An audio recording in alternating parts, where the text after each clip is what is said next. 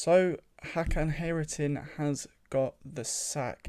Following on from my video over the weekend, the back sack or crack the hack video, it was pretty obvious that some action was going to be taken in the coming days, and it did not take very long for the ownership of Oliver Ash and Terry Casey to come to this decision. I can imagine, of course, for many people, this will be very good news. A new lease of life for this team. Fresh ideas, a fresh opportunity to prove themselves in the National League. That's the way that I'm going to be looking at this. I don't want to look on Hakan's tenure as negative. Of course, the way things have gone this season have not been particularly great. Of course, we do currently sit 23rd in the National League after winning the title last season. And for me, that is going to be the main memory coming from Hakan's time here. No matter how bad this season has gone to this point, the injuries, the players, the talking about the fans wanting him to go and asking him to go every year that he's here. That's not what I want to remember. I don't want to remember those times. Keep it positive, look back on it fondly. And yesterday I tweeted my highlight reel on commentaries from last season, and just some of the moments in there are absolutely fantastic. And I'm very, very grateful for that to both Hakan and Terry. So now they have both gone following that 4-1 defeat at York. Of course, it's time for change. And what does that mean for Maidstone? Well, of course, there will be a new managerial appointment, one would assume at least. Currently taking care of the caretaker role is George Elokobi. Now, if you haven't been to Maidstone games all season for whatever reason, there have been points earlier on in the season where George Elokobi was in the dugout. He was in the dugout and behind the scenes with Hakan and Terry, and he was helping behind the scenes to coach this team. So he is, of course, familiar with the squad, being a player just last season, finishing his own playing career as well with Maidstone United. He's got very big connections to the club, very big connections outside of Maidstone as well, which of course could come in handy. And it's now up to him to not necessarily come up with the managerial tactics necessary to win games, but at least to implement this level of motivation that Maidstone need after what has been quite a poor season. There has been a lot of outreach from the Maidstone players. I did tweet yesterday about how we cannot now drop the expectation. The expectation must still be to stay in the National League. No matter what happens this season, that has to be the end goal. And I said that this is a message to the Maidstone players. This is your time to shine. This is your time to step up. There will be players in that squad that felt they were held back by the old management, and the chains are off in some aspect. I don't know if that's potentially the right phrase to use. I don't know if it was ever that serious, but the chains are off. This is your opportunity now to implement your style in this kind of limbo period. Work with George, work with the players and the staff who are still there, your teammates, and get some results. A result against Notts County in the Cup. What a great way to start off that would be. Expecting Notts to play a slightly weaker side. A momentum builder. That's exactly what we need. And then we're going to have Wrexham at home. Ryan Reynolds FC going to be coming to the Gallagher.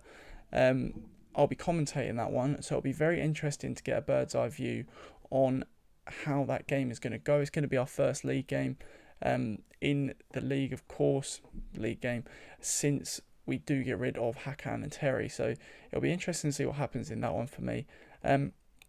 So of course we're going to have this change at a managerial level. I'm expecting there to be player changes as well once a new manager comes in. There's going to be people in this squad he doesn't like. There's going to be people in this squad he loves. That is typically how managerial appointments do go, and we can expect also to see further investment in the club from a higher level. Of course, the club did post on their socials last week that there is talks of new investment in the club. As it stands, I believe that this was supposed to be some sort of cash injection, some sort of incoming funder to boost the club.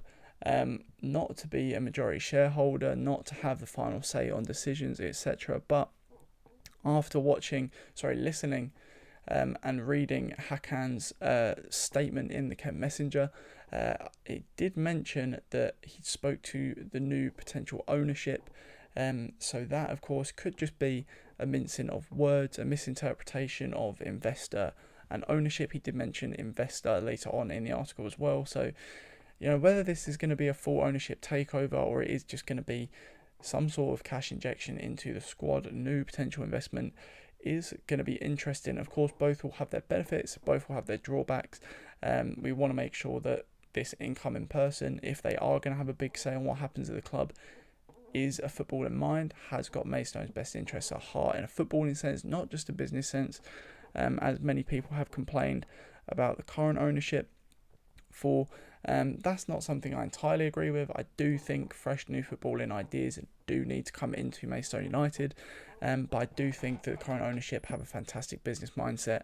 They're always going to be able to keep the club afloat, and that was their mission from day one.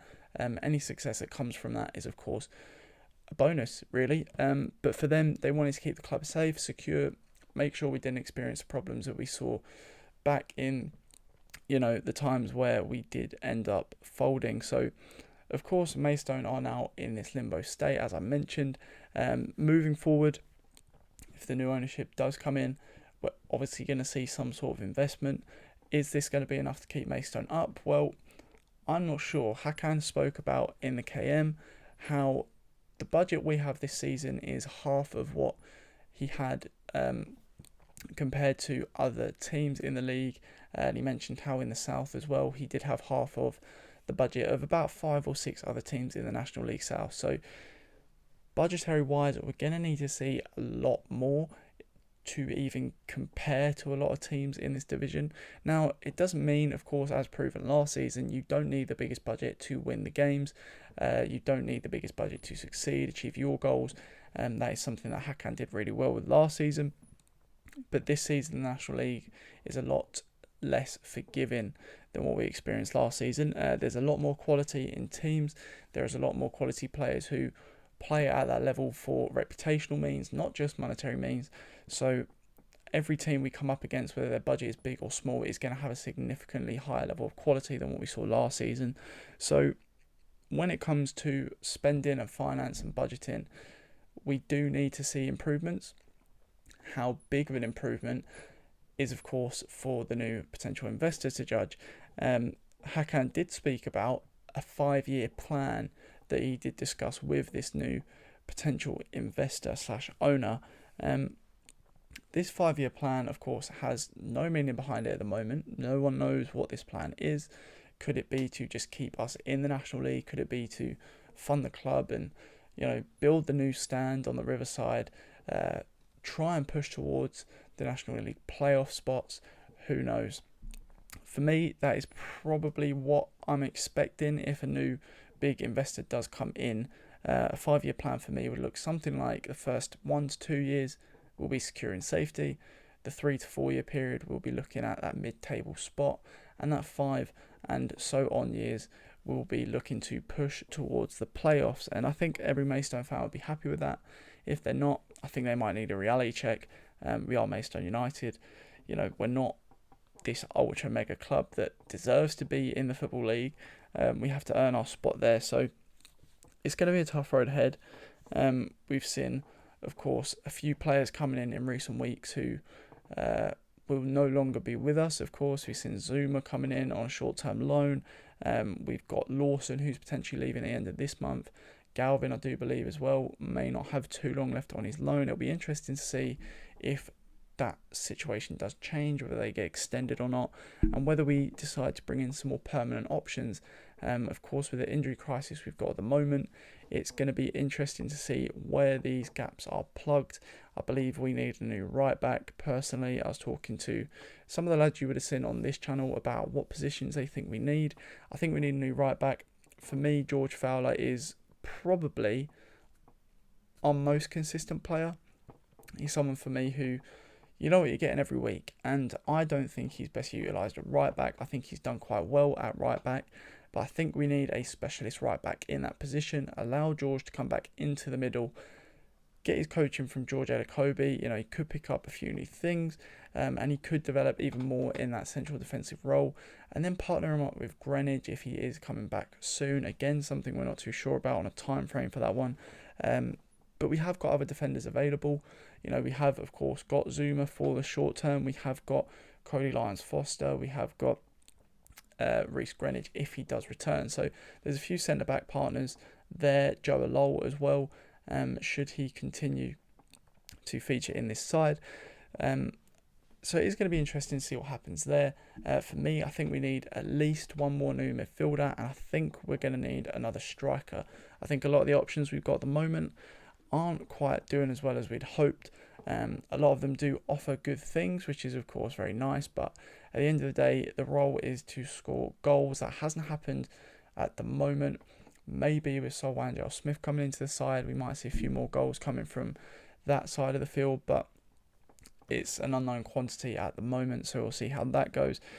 But yeah, a period of transition for Maidstone. A very quick turnaround from the video I made over the weekend about the owners have to make a big decision now. Like I say, with the investment, it's going to be very interesting to see what happens. I think everybody's quite nervous. Everybody is quite excited, rightly so. It could be a very big period for the club. And if come the end of the season we're still in the National League, it'll all be worth it. This period of uncertainty, this negative run we've had in the league, if something good manages to come out of it come the end of the season, then it looks like we'll be up. Of course, we've spoken a little bit about the new investors, spoken about Hakan Heyrettin leaving, we've spoken about potential new players coming in. When it comes to a new managerial appointment, of course, there's plenty of names on the cards. For me, probably the main candidate, one I didn't mention in my video at the weekend, is Neil Smith. Of course, ex-Bromley manager, did very, very well with them in the National League. Local, experienced, great manager, doing very well with Cray down in the Isthmian Premier, I do believe. It's just whether he'd want that step up again. Would he want to jump a couple of divisions into an incredibly tough job with Maidstone to give up quite a good position he's got with Cray? Cray are building a new stadium in Bromley. It's looking quite nice, the progress on that one. I've seen it a few times. So, there's big moments coming up for them as a club. They're going through transition as well. Currently ground sharing with Bromley. So, if we were to see Smith come in, I think that'd be a fantastic appointment. Style of play that he implements is pretty good. Of course, he's done very good things with Bromley in the past, so I'd have confidence in him to keep us up. What Maidstone need to do is avoid, for me at least, an experimental appointment. We need to avoid the likes of Harry Wheeler. We need to avoid those sort of profile of manager. We need someone who's going to come in, get results guaranteed. It doesn't matter if he comes in and gets a few draws and a win every couple games. That's exactly what we need. Of course, we can't expect to just run away with games now. Things are changing, but hopefully we do see some progress moving forward. We do see this Maidstone team begin to perform at a higher level. I think, as I said at the start of the video, the chains are off for a lot of these players now. Some of them definitely would have felt they were being held back. Hopefully we're going to see some more positivity come from this managerial change. So, like I say, that's going to be all from me now. Thank you everybody for watching so much. If you did like the video, leave a like down below. Check out the other videos on the channel. There's plenty of content out there if you haven't seen it already. And I'll be posting some more when more news breaks. So again, thank you for watching, and I'll catch you in the next one.